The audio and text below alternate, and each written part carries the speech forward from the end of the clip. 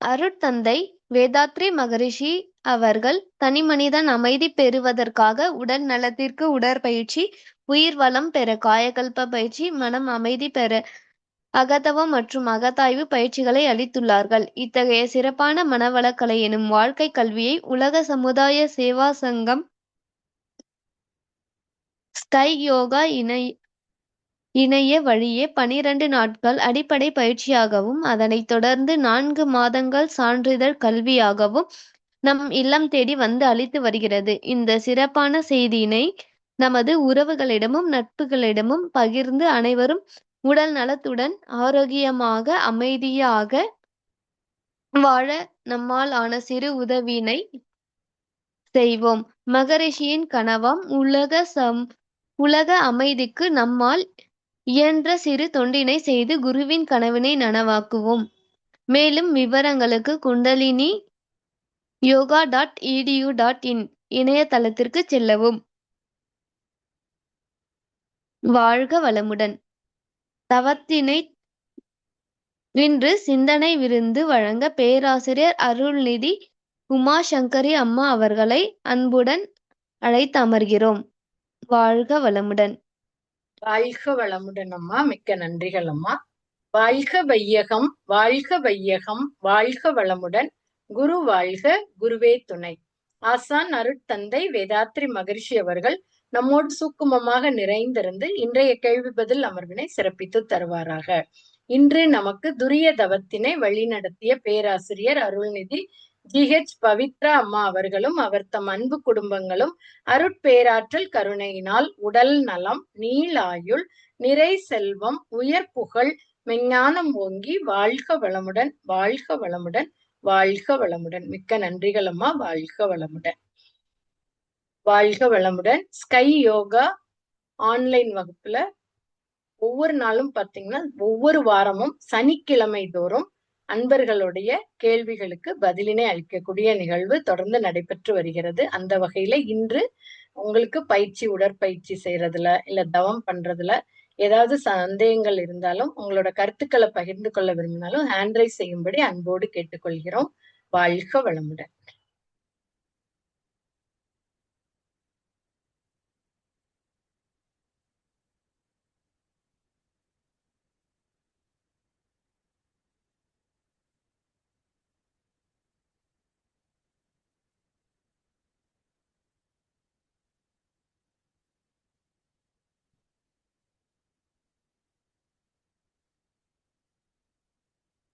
வாழ்க வளமுடன்.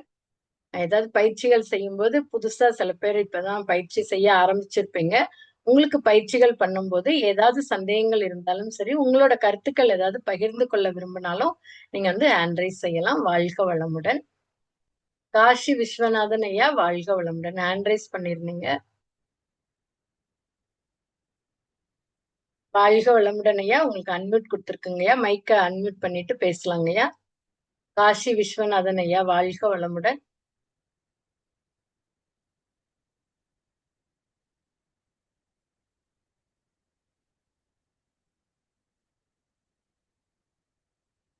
வாழ்க வளமுடன்.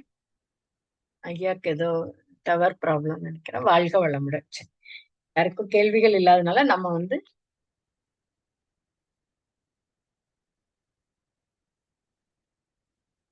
திருப்பி அன்மியூட் கொடுத்துருக்கோங்கய்யா. ஒரு மைக்க ஒரு வாட்டி டச் பண்ணி பாருங்க. வாழ்க வளமுடன் ஐயா.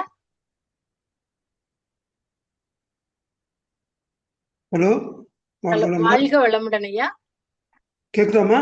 கேக்குதுங்கய்யா. சொல்லுங்கய்யா. எனக்கு ஒரு சின்ன டவுட்டு. சொல்லுங்கய்யா. இப்போ உடற்பயிற்சி செஞ்சுக்கிட்டே வர்றோம். மகராசனம் வர்றோம். மகராசனம் ஃபர்ஸ்ட் ஒரு ஆள் செய்யறாரு, கரெக்டா செஞ்சிடறாரு. மகராசனம் 2 அவரால் செய்ய அவருக்கு உடம்பு இடம் கொடுக்கல.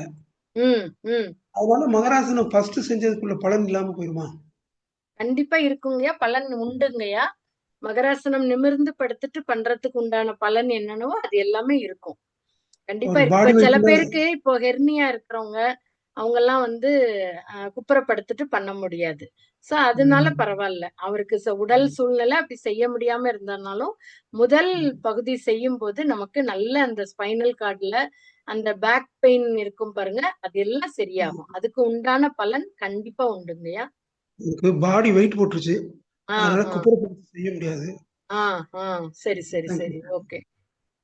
மெதுவா நன்றிம்மா. பண்ணி பார்க்க சொல்லுங்க.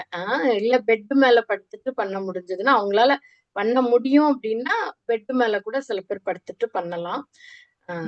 ஏன்னா இந்த மகராசனம் 2ம் பண்ணும்போது இன்னும் நல்ல முழுமையான பலன் கிடைக்கும். நம்ம கண்டிப்பா நிமிர்ந்து கண்டிப்பா. படுத்துட்டு பண்ணி, ஏன்னா மகரிஷியோட பயிற்சி பாத்தீங்கன்னா ஒன்னோட ஒண்ணு இன்டர்லிங்கா தான் இருக்கும். நம்மளே பார்த்திருப்போம். இப்ப கைப்பயிற்சி பண்ணோம்னா, கைப்பயிற்சியோட கடைசி பயிற்சி பாத்தீங்கன்னா நம்ம நீ ரொட்டேஷன் பண்ணுவோம், முட்டு சுழற்றி விடுறது. ஆமாம். அப்போ கால தொடுறோம், அடுத்து கால் பயிற்சி. இப்ப கால் பயிற்சியோட கடைசி பயிற்சி என்னன்னு பார்த்தோம்னா, வஜ்ராசனத்துல உட்கார்ந்து கிட்னி மசாஜ் பண்ணுவோம். அடுத்த பயிற்சி தசைநார் மூச்சு பயிற்சி. அந்த வஜ்ராசனத்துல உட்கார்ந்து சின்முத்திரை வச்சு தொடை மடிப்புல வச்சு குனிஞ்சு நிமிர்ந்து இன்ஹேல் எக்ஸேல் பண்றோம். சோ அதோட கடைசி எது என்னன்னா ஐ பாமிங், கண் பொத்துதல் பண்றோம். சோ அடுத்த பயிற்சி கண் பயிற்சி. கண் பயிற்சியில நம்ம லாஸ்ட் ஐ பாமிங் பண்ணிட்டு கண்ணுக்கு மேல பார்த்தா தலையில இருந்து அப்புறம் பின்னாடி ஸ்பைனல் கார்டு, அதுக்கு முதுகுத்தண்டுக்கான பயிற்சி நமக்கு மகராசனம் பார்ட் 1 பார்ட் 2. அப்போ மகரிஷி இவ்வளோ நுணுக்கமா கொடுத்திருக்காங்க. அப்போ ஒன்னோட ஒண்ணு இன்டர்லிங்கா இருக்கு. சோ அதையும் முடிஞ்ச வரைக்கும் அவங்க முயற்சி பண்ணி கொஞ்சம் கொஞ்சமா அவங்க பெட் மேல படுத்து கூட பண்ணி பார்த்தாங்கன்னா இன்னும் நல்ல பலன் கிடைக்கும். 1 டோஸ் நன்றிம்மா. சேர்த்து பண்ணும்போது 1 பண்றதுக்கான பலன் கண்டிப்பா கிடைக்கும். 2யும் சேர்த்து பண்ணும்போது இன்னும் நல்ல பலன் கிடைக்கும். ஏன்னா நிறைய பேர் பேக் பெயின்னால கஷ்டப்படுறாங்க இப்போ. அவங்களுக்கெல்லாம் இந்த பயிற்சி ஒரு வரப்பிரசாதம். அது மாதிரி சில பேர் பாத்தீங்கன்னா பேக் பெயினுக்கு இது நல்லதுன்னு சொல்லும்போது இத மட்டும் பண்றாங்க. அப்படி பண்ணக்கூடாது. அப்படி பண்ணா நமக்கு பெயின் தான் வரும். அந்த மாதிரி மகரிஷியோட பயிற்சியில எதுவுமே சைடு எஃபெக்ட் இருக்காது. ஆனா நம்ம வரிசையா பாருங்க, ஒவ்வொன்னோட ஒன்னோட ஒண்ணு இன்டர்லிங்கா இருக்கும்போது அந்த வரிசைப்படி நம்ம பண்ணும்போது நமக்கு நல்ல உடம்பு, அந்த என்ன பிரச்சனை இருக்கோ அது சீக்கிரத்துல சரியாக ஆரம்பிக்கும். சரிங்களா? அதுதான் அதுதான் நன்றிம்மா. நன்றி. மகரிஷி பயிற்சியோட சிறப்பு அதுதான். அதே மாதிரி ரிலாக்ஸேஷனும் கண்டிப்பா நம்ம பண்ணிரணும். டைம் இல்லன்னு அத விட்டுறக்கூடாது. நம்ம ரிலாக்ஸேஷனுக்கும் முக்கியத்துவம் குடுத்து அந்த பயிற்சியையும் நாம செய்துதான் நம்ம நிறைவு பண்ணணும். சரிங்களா ஐயா? என்னைக்கோ ஒரு நாள் தவிர்க்க முடியல, நம்மளால பண்ண முடியல, அவங்க ஏதோ ஃபங்ஷன் அந்த மாரி இருக்கும்போது நம்ம பரவால்ல, பாதி பண்ணிக்கலாம். ஆனா மத்த நாட்கள் எல்லாம் நமக்காக 1 மணி நேரம் ஒதுக்கி பயிற்சிகளை செய்யும்போது, மீதி இருக்கிற 24 மணி நேரத்துல 1 மணி நேரம் நமக்காக செலவு பண்ணோம்னா, பாக்கி இருக்கிற 23 மணி நேரமும் நாம நினைச்ச வாழ்க்கைய நாம நல்ல ஒரு மன அமைதியோடையும், உடல் ஆரோக்கியத்தோடையும் வாழலாம். அதுதான். அன்னைக்கு செய்யற பயிற்சி அன்னைக்கு தான் பலன் இல்லையா? ஆமாங்கய்யா, ஆமாங்கய்யா. மறுநாளைக்கு அந்த எஃபெக்ட் வேணும்னா இன்னொரு தடவை பயிற்சி செஞ்சா தான். செஞ்சாதான் பலன். எப்படி நம்ம இன்னைக்கு சாப்பிடுறோம், பாத்திரத்தை கழுவ போடுறோம். இப்ப மறுநாள் சாப்பிடணும்னா முதல் நாள் பாத்திரத்தை கழுவி கிளீன் பண்ணி வச்சாதானே அதுல சாப்பிட முடியும். நேத்து சாப்பிட்ட பாத்திரத்திலே இன்னைக்கு சாப்பிட முடியுமாங்கய்யா? முடியாதுல்ல. முடியாது முடியாது முடியாது. முடியாதுல்ல. அதே மாதிரிதான்.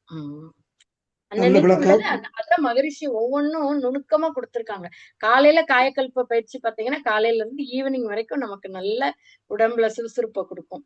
ஈவினிங் பண்ற பயிற்சி அதுக்கப்புறம் உள்ள இதுல. அதுலயும் பாருங்க கைய தூக்கி கால ஹீல்ஸ் ரைஸ் பண்ணி அப்படியெல்லாம் பண்றோம். அந்த ஹீல்ஸ் ரைஸ் பண்ணி பண்ணும்போது இடுப்புக்கு கீழ உள்ள பகுதி டைட் ஆகும். கைய மேல வைக்கும்போது மேல் பகுதி டைட் ஆகும். சோ நம்ம அந்த அஸ்வினி முத்திரை போடுறதுக்கு நல்ல உடம்ப இது பண்ற மாரி ஒவ்வொரு போஸ்டரையும் மகரிஷி எப்படிதான் இதெல்லாம் கண்டுபிடிச்சு குடுத்தாங்கன்னே அவ்வளவு வியப்பா இருக்கு. அப்படி ஆராய்ச்சி பண்ணி அவங்க உடம்பையே ஒரு ஆராய்ச்சி கூடமா வச்சு நுணுக்கமா ஒவ்வொரு பயிற்சியும் குடுத்திருக்காங்க. சோ அவர் குடுத்த பயிற்சியை நம்ம அப்படி செஞ்சாலே போதும். நமக்கு அபரிமிதமான பலன்கள் நம்மள கண்கூட பார்க்கலாம். ஒரு 3 மாசம் தொடர்ந்து பயிற்சி பண்ணாலே நிறைய மாற்றங்கள் நமக்குள்ள உடல் அளவுலயும் சரி, மனதளவுலயும் நிறைய மாற்றங்கள் ஏற்படும். நன்றி. வாழ்க வளமுடன். நல்ல நன்றி. விளக்கம். நன்றி ஐயா. வாழ்க வளமுடன். வேற யாருக்கும் எதுவும் கேள்விகள் இருந்தா ஹேண்ட் ரைஸ் பண்ணலாம்.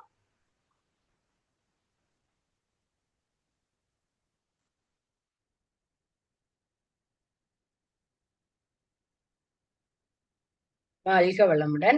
யாருக்கும் எதுவும் சந்தேகங்கள் இல்லாதனால நம்ம மகரிஷியோட டாபிக் லாஸ்ட் வீக் நம்ம சினம் தவிர்த்தல், கோபத்தை எப்படி குறைக்கிறதுங்கிறத பத்தி பார்த்தோம்.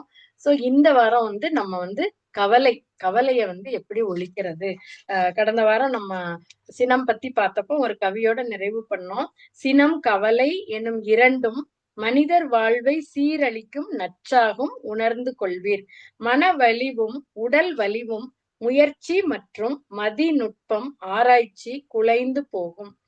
தினம் சிறிது நேரம் இதற்கென்று ஒதுக்கி சிந்தித்து சீர்திருத்த இவ்விரண்டு இனமும் இனி என்னிடத்தே எழாமல் காப்பேன் என்று பலமுறை கூறு வெற்றி கிட்டும் அப்படின்னு சொல்லி இந்த கவியில அற்புதமா கொடுத்திருக்கிறாங்க.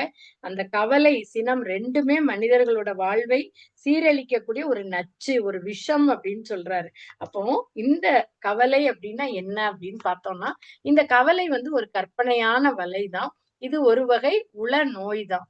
உடலுக்கோ மனதிற்கோ சிக்கல் வரும்போது அதை சந்திக்க போதுமான பலமில்லாத மனநிலையத்தான் கவலை அப்படின்னு சொல்றோம். ஆசை தடைப்படும் போதும் சினம் செல்லாத விடத்தும் ஏற்படக்கூடிய ஒரு கற்பனையான வலைதான் இந்த கவலை. அப்போ இந்த கவலைக்கு உதாரணமா சொல்றாங்க, இந்த கிணற்றுல இருக்கக்கூடிய தண்ணீரை கிராமங்கள்ல பார்த்திருப்போம், வெளியேற்ற உதவக்கூடிய சாதனம் பேரு கவலை.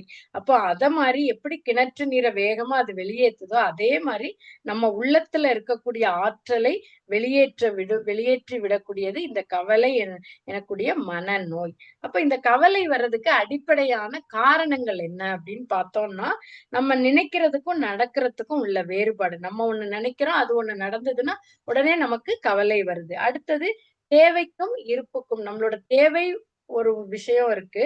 ஆனா நம்ம கிட்ட இருக்க இருப்பு அந்த தேவையை நிறைவேற்றி கொள்ளதுக்கு போதுமான அளவு இல்லாத போது நமக்கு கவலை ஏற்படுது. அடுத்து நம்மளோட எண்ணத்திற்கும் மற்றவங்களோட எண்ணத்திற்கும் உள்ள வேறுபாட்டுனாலையும் நமக்கு கவலை வருது. அடுத்து தவறான கணக்கீட்டால் ஏற்படக்கூடிய மனநோயும் இந்த கவலை தான். அப்ப இந்த கவலையை பெருக்கக்கூடிய மனநிலைகள் என்னென்ன அப்படின்னு பார்த்தோம்னா, நம்ம கிட்ட கவலை இருக்கு அப்படிங்கிறத எப்படி தெரிஞ்சுக்கிறதுனா, உடலிலே நோய், உள்ளத்திலே கலங்கம், மனதிலே குழப்பம், வாழ்க்கையில சிக்கல், இதெல்லாம் இருந்துச்சுன்னா நமக்கு கவலை இருக்கு அப்படிங்கிறத தெரிஞ்சுக்கலாம். அப்போ இந்த கவலை எழுறதுக்கு இன்னும் மகரிஷி ஒரு 10 காரணம் கொடுத்திருக்காங்க. சினம், கோபம் வரும்போது அந்த கோபம் வந்து செல்லாத இடத்துல வரும்போது அது வந்து உள்ளேயே போட்டு போட்டு கோபத்தை உடனே காட்டிட்டா கூட கொஞ்சம் தான் ஜீவகாந்தம் விரயமாகுமா. ஆனா அந்த கோபத்தை இருப்பு கட்டிய சினமா உள்ள வச்சுட்டே இருந்து ஆனைக்கு ஒரு காலம் வந்தா பூனைக்கு ஒரு காலம் வராமலா போகும் அப்படின்னு சொல்லி அதை உள்ளேயே போட்டு போட்டு வைக்கும் போது அதை பத்தி நினைக்கும் போதெல்லாம் நம்முடைய ஜீவகாந்தம் வெளியேறுகிறது.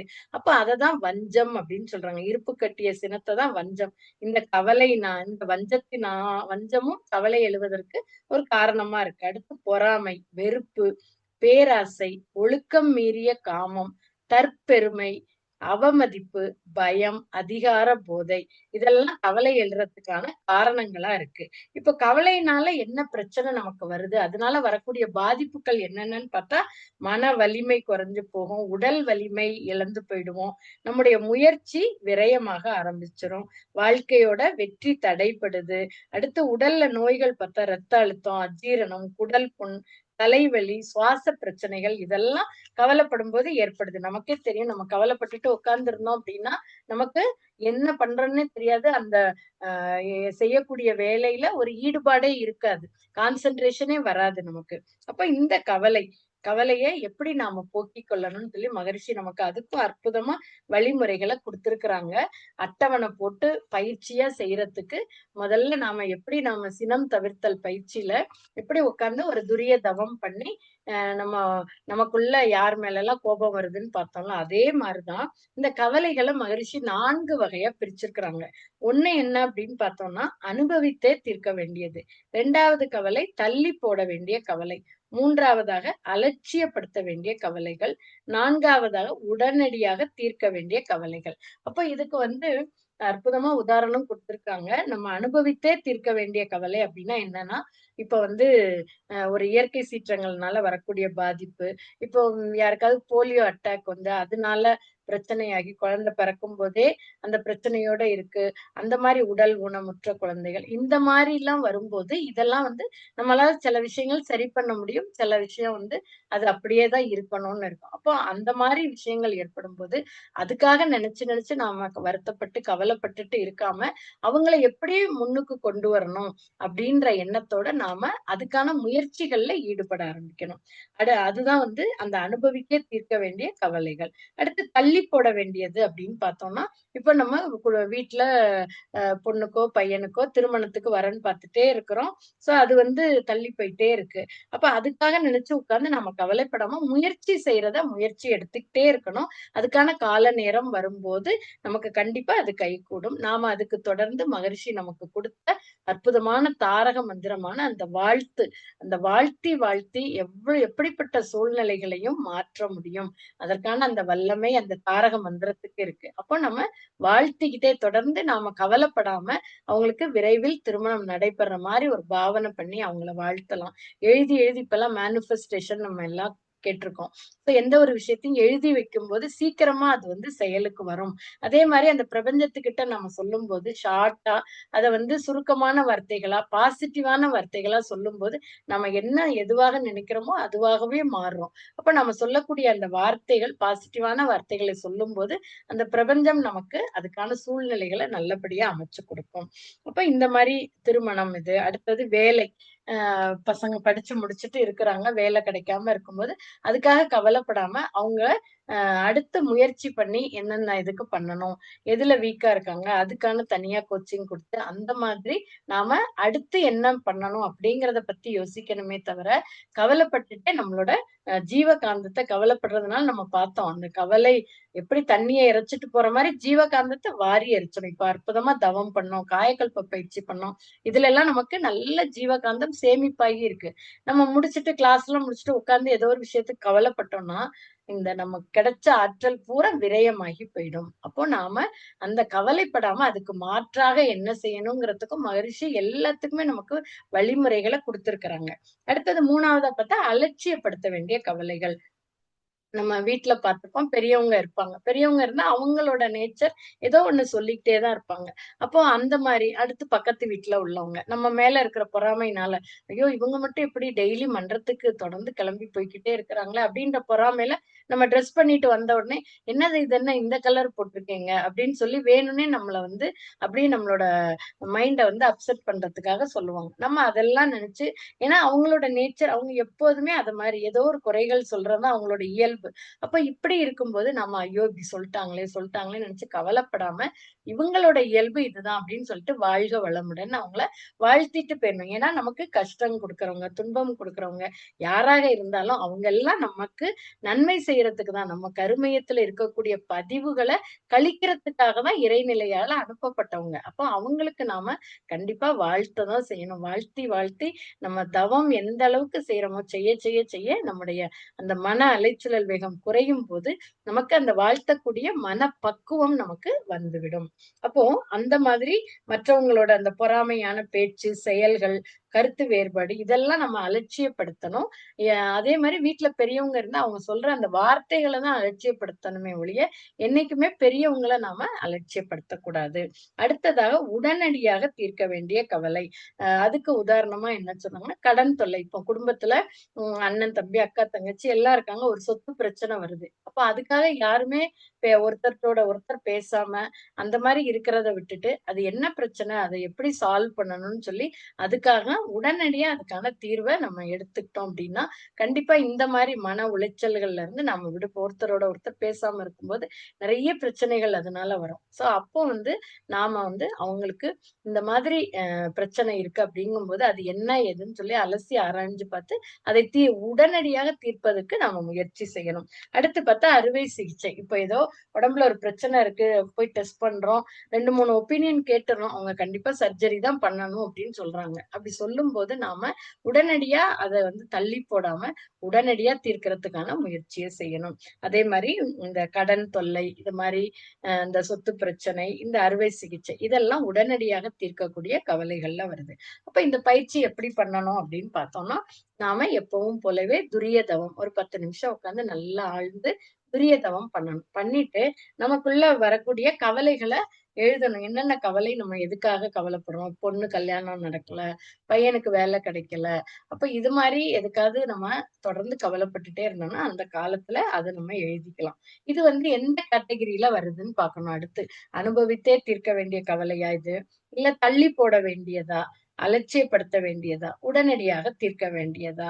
அப்போ இது இப்போ வந்து பையனுக்கு வேலை கிடைக்கணும் அப்டின்னா, இது வந்து நமக்கு ம் தள்ளி போட வேண்டிய கவலை தான். சோ அதுக்கான முயற்சி என்னவோ அதை நாம எடுக்கணும். சோ எங்கெங்கெல்லாம் அவங்கள எங்கெங்கெல்லாம் அப்ளை பண்ணணும், எந்த இதுல சில பேர் பாத்தீங்கன்னா இன்டர்வியூ எல்லாம் அட்டன் பண்ணுவாங்க, எல்லாத்துலயும் நல்ல மார்க் எடுத்திருப்பாங்க. லாஸ்ட் பார்த்தா அந்த குரூப் டிஸ்கஷன் நடக்கும். அதுல அவங்களுக்கு ஏதாச்சும் ஒரு ப்ராப்ளத்துல அவங்களால தைரியமா பேச முடியாம அதுல ரிஜெக்ட் ஆயிடுவாங்க. அப்ப அவங்களுக்கு அதுக்கான கோச்சிங் நம்ம கொடுத்து, எல்லாத்துக்குமே இப்ப கோச்சிங் சென்டர்ஸ் எல்லாமே இருக்கு. அப்போ இவங்க வந்து வேலைக்கு இன்டர்வியூ அட்டெண்ட் பண்ணணும், இந்த இடத்துல இவங்களுக்கு தயக்கம் வருது, அப்ப இதை எப்படி நம்ம ஓவர் கம் பண்ணணும்னு சொல்லி அதுக்கான முயற்சிகள்ல ஈடுபடணுமே ஒழிய, வேலை கிடைக்கலையே கிடைக்கலையே நம்ம சொல்ல சொல்ல பிரபஞ்சத்துல போய் பதிஞ்சு அது கிடைக்கிறது இல்லாத சூழ்நிலை தான் நமக்கு கிடைக்கும். அதே இது நாம முயற்சி செஞ்சு நல்ல வேலை விரைவில் நல்ல வேலை கிடைக்கும் அப்படிங்கிற எண்ணத்தை நாம சங்கல்பத்தை போட போட போட என்ன ஆகும்னா அந்த வேலை கிடைப்பதற்கான சூழ்நிலைகள் எல்லாம் நமக்கு சிறப்பாக அமைய ஆரம்பிக்கும்.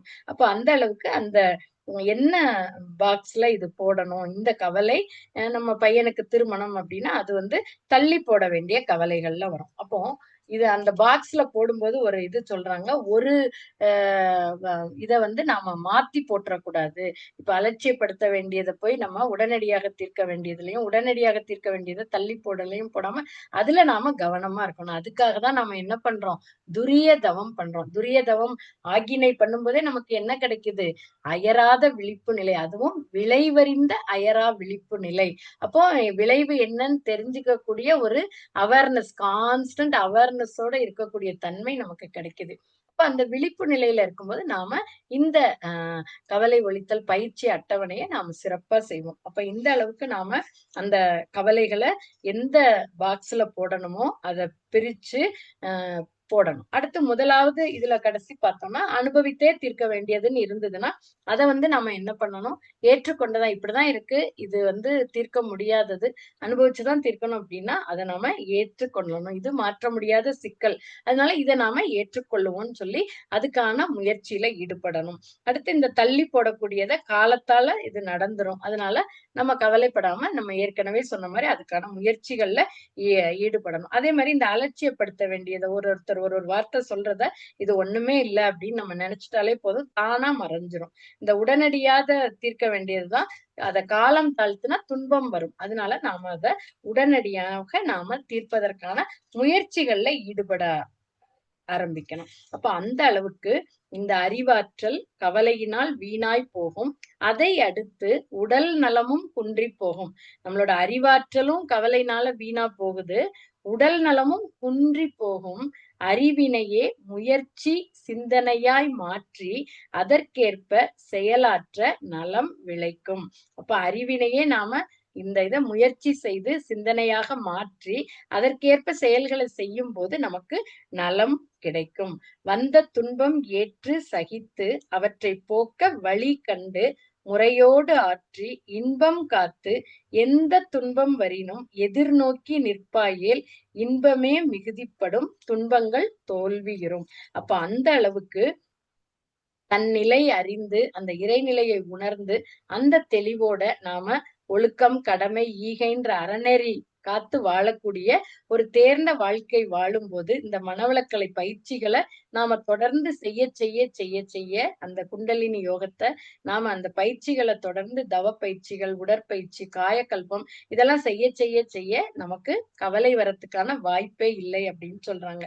வள்ளுவ பெருந்தகை கூட தனக்குவமை இல்லாதான் தாள் சேர்ந்தார் கல்லார் மனக்கவலை மாற்றல் அரிதுன்னு கொடுத்திருக்கிறாரு. அந்த அளவுக்கு நாம கவலை இல்லாத மனிதர்களே கிடையாது. கண்டிப்பா நமக்கு பிரச்சனை இருந்தா கூட பரவாயில்ல, நம்ம குழந்தைங்களுக்கு ஏதாவது ஒரு பிரச்சனைகள் வரும்போது கண்டிப்பா நமக்கு மனசுல அந்த கவலை வருது. அப்போ நாம இனிமே என்ன பண்ணணும்னா இந்த கவலை வரும்போது நாம அதை மாற்றி யோசிச்சு அதுக்காக வாழ்த்த ஆரம்பிச்சிடலாம். வாழ்த்தும் போது என்ன நடக்கும், நாம இப்போ யாரோ வெளியில போறாங்க, வண்டி எடுத்துட்டு போறாங்க, இந்த டைமுக்குள்ள வரேன்றாங்க, ஒரு 1/2 மணி நேரம் கூடுதல் ஆயிருது, என்னடா வரேன்னாங்களே கரெக்டா இப்போதும் வந்துருவாங்களே, இன்னைக்கு வரலையேன்னு நினைச்சு நாம ஐயோ என்னாச்சோ ஏதாச்சோ நமக்கு கற்பனை உடனே எப்படி ஆகும், நெகட்டிவா நிறைய விஷயங்கள் மனசு அப்படியே அசைப்படும். அதுக்கு பதிலா ஐயோ வர லேட் ஆயிட்டு அப்படின்ற அந்த கவலை வரும்போதே நாம உடனே என்ன செய்யணும், வாழ்த்த ஆரம்பிச்சிடணும். இங்க இருந்தே அவங்கள சுத்தி ஒரு அருட்காப்பு போட்டுட்டு அவங்க நல்லபடியா வீட்டுக்கு வந்து சேரணும் அப்படிங்கிற மாதிரி நம்ம வாழ்த்தும் போது நம்மளோட வாழ்த்து அலை எவ்வளவு தூரத்துக்கு வேணா போகக்கூடிய வல்லமை பெற்றதுன்னு. அப்போ வாழ்த்தும் வந்து அவங்க மேல போய் மோதி அவங்களுக்கு அந்த சூழ்நிலைகள் நல்லபடியாக அமைவதற்கு வாய்ப்பாக இருக்கும். அப்போ அந்த அளவுக்கு எந்த பிரச்சனைனா நம்ம வாழ்க்கையில அதுவும் இப்ப இருக்கக்கூடிய காலகட்டத்துல நமக்கு புதுசு புதுசா ஒவ்வொரு நாளும் புதுசு புதுசா நிறைய பிரச்சனைகளை சந்திக்கிறோம். அப்போ சில விஷயங்கள் நமக்கு கவலைய குடுக்குது. அப்போ அதுக்காக நம்ம கவலைப்படாம அதுக்கு உண்டான சங்கல்பத்தை வாழ்த்தி வாழ்த்தி வாழ்த்தி எப்படிப்பட்ட விஷயத்தையும் நம்மளால மாற்ற முடியும். அப்ப அந்த அளவுக்கு மகரிஷி கொடுத்த அந்த மனவளக்கலைன்ற பொக்கிஷத்தை, இந்த பயிற்சிகளை நாம தொடர்ந்து செய்யும் போதும், அடுத்து இந்த அகத்தாய்வு பயிற்சிகளை ஒன்னொன்னா பார்த்தோம். எண்ணத்தை ஆராய்ச்சி பண்றது, அடுத்து சினத்தை தவிர்க்கிறது, அடுத்து ஆசையை சீரமைக்கிறது, இன்னைக்கு கவலையை ஒழித்தல் பார்த்தோம். அப்ப இந்த அகத்தாய்வு பயிற்சிகளை நாம உட்கார்ந்து அமைதியா உட்கார்ந்து இந்த பயிற்சிகளை செய்ய செய்ய செய்ய செய்ய நம்ம கிட்ட இருக்கக்கூடிய அந்த சினம், கவலை இது எல்லாமே நம்மளை விட்டு கொஞ்சம் கொஞ்சமா தூரம் விலகி போகும். கவலைப்படாம அதுக்கு பதிலா பிரச்சனை இல்லாத மனிதர்கள் கிடையாது. சோ எல்லாத்துக்கும் ஏதோ ஒரு விஷயத்துல ஒரு பிரச்சனை இருந்துகிட்டே இருக்கு. அப்போ நம்ம அந்த பிரச்சனை என்னன்னு எடுத்து மகரிஷி கொடுத்த பயிற்சிகளை செஞ்சு அவங்களுக்காக நாம வாழ்த்தணும். ஏன்னா நம்ம கவலைப்படும் போது நம்மளோட உடம்பு கெட்டு போயிருது. உடம்புல ஜீவகாந்தம் அப்படியே ட்ரெயின் ஆகுது, டயர்ட் ஆயிரும். அதுக்கு பதிலா வாழ்த்தும் போது நமக்கு 2 மடங்கு நன்மை. முதல் நன்மை நம்மளோட பிட்யூட்டரி பீனியல் கிளாண்ட் ஆக்டிவேட் ஆகுது. அடுத்து அவங்க மேல போய் மோதி நமக்கே திருப்பி வருது அந்த பாசிட்டிவ் எனர்ஜி. அப்போ அந்த அளவுக்கு இந்த கவலைய நாம இந்த கற்பனை வலையான இந்த கவலைப்படாம அதுக்கு பதிலா நம்ம வாழ்த்தி நாம மகரிஷி கொடுத்த பயிற்சிகளை தொடர்ந்து செய்து நம்மளோட வாழ்க்கையில எல்லா துறைகளிலும் வெற்றியும் மகிழ்ச்சியும் மன நிறைவும் பெற்று வாழ்வோமாக. நம்ம எல்லாருமே இந்த இடத்துல ஒரு செகண்ட் ஒரு சங்கல்பம் எடுத்துக்குவோம். நமக்குள்ள ஏதாவது கவலைகள் இருந்ததுன்னா நாம அதை வாழ்த்தாக மாற்றிக்கொள்ளணும். அந்த இடத்துல சங்கல்பத்தை, ஒரு பாசிட்டிவான சங்கல்பத்தை சொல்லி நம்ம கவலையப்படாம அந்த விஷயத்த நினைச்சு கவலைப்படாம அதுக்கான வாழ்த்து, அந்த வாழ்த்தை நாம இனிமே வாழ்க்கையில பயன்படுத்தி கொள்ளுவோம் அப்படின்னு சொல்லி நாம இந்த சங்கல்பத்தை எந்த அளவுக்கு அழுத்தமா சொல்றோமோ சொல்ல சொல்ல சொல்லதான் அது நம்முடைய உடல் செல்கள்ல பதிவாகி நமக்கு ஒரு கவலை வரும்போதே இந்த பதிவானதுதான் முன்னாடி வந்து நிக்கும். அப்ப நம்ம கவலைப்படக்கூடாது. அதுக்கு பதிலா நம்ம சங்கல்பம் பண்ணணும் அப்படின்னு நமக்கு நம்ம அந்த சங்கல்பத்தை சொல்ல சொல்ல சொல்ல சொல்ல வந்துரும். சோ நம்ம எல்லாருமே கண்களை மூடி எனக்குள்ளாக எவ்வளவோ கவலைகள் இருந்தா கூட அதையெல்லாம் நான் பாசிட்டிவான சங்கல்பமாக மாற்றிக்கொள்வேன் அப்படின்னு சொல்லி நாம ஒரு சங்கல்பம் செய்து கொண்டால் எந்த கவலை வந்தாலும் அதுல இருந்து மீள்வதற்கு மகரிஷி கொடுத்த பயிற்சிகள் நமக்கு உறுதுணையாக இருக்கும். வாய்ப்புக்கு நன்றி. இதுகாரும் செவிமடுத்த அனைத்து அன்பர்களுக்கும் சிரம் தாழ்ந்த நன்றிகளையும் வாழ்க வளமுடன் என்ற நல் வாழ்த்துக்களையும் தெரிவித்து அமர்கிறேன். நன்றி. வாழ்க வளமுடன்.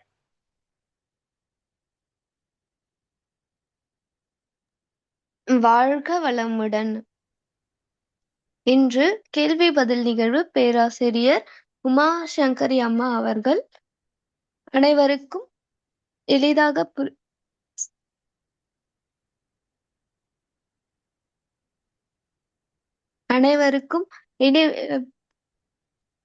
கவலை என்ற தலைப்பில்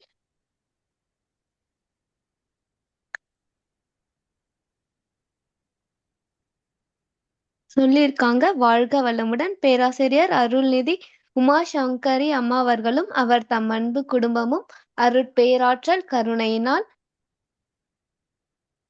உடல் நலம், நீலாயுள், நிறை செல்வம், உயர் புகழ், மெய்ஞானம் ஓங்கி வாழ்க வளமுடன். ஸ்கை ஆன்லைன் மெடிடேஷன் தினசரி நிகழ்வுகள் பற்றிய அறிவிப்புகள். காலை 5:30 தவம், 6 மணி வீடியோ மற்றும் ஆடியோவில் உடற்பயிற்சி வகுப்பு இடம்பெறும். அதை பார்த்து கொண்டே நாம் பயிற்சி செய்யலாம். மாலை 6 மணி மகரிஷியின் பாடல்கள், மாலை 6:25 மாலை காயகல்பம், மாலை 6:30 தவம், மாலை 7 மணி சிந்தனை, மாலை 7:30 உலக நல வாழ்த்துடன் நிறைவு. பிரதி சனி மாலை தவத்தினை தொடர்ந்து மாலை 7 மணி முதல் 7:30 மணி வரை ஐயம் தெளிதல் நிகழ்வு நடைபெறும். பிரதி ஞாயிறு மாலை 7 மணி முதல் 7:30 மணி வரை சிறப்பு சிந்தனை நடைபெறும். உலக நல வாழ்த்து. உலகமெல்லாம் பருவமழை ஒத்தபடி பெய்யட்டும். உழவரெல்லாம் தானியத்தை உவப்புடனே பெருக்கட்டும். பல தொழில்கள் புரிகின்ற பாட்டாளி உயரட்டும். பகுத்துணர்வில் தொகுத்துணர்வு பண்பாட்டை உயர்த்தட்டும். கலகங்கள் போட்டி பகை கடந்தாட்சி நடக்கட்டும். கல்லாமை கடன் வறுமை கலங்கங்கள் மறையட்டும். நல வாழ்வை அளிக்கும் மெய் ஞான ஒளி வீசட்டும். நம் கடமை அறவாழ்வின் நாட்டத்தை சிறக்கட்டும். நம் கடமை அறவாழ்வின் நாட்டத்தே சிறக்கட்டும். நம் கடமை அறவாழ்வின் நாட்டத்தே சிறக்கட்டும். வாழ்க வளமுடன். மனமகிழ்வோடு இன்றைய நிகழ்வினை நிறைவு செய்து கொள்வோம். வாழ்க வளமுடன்.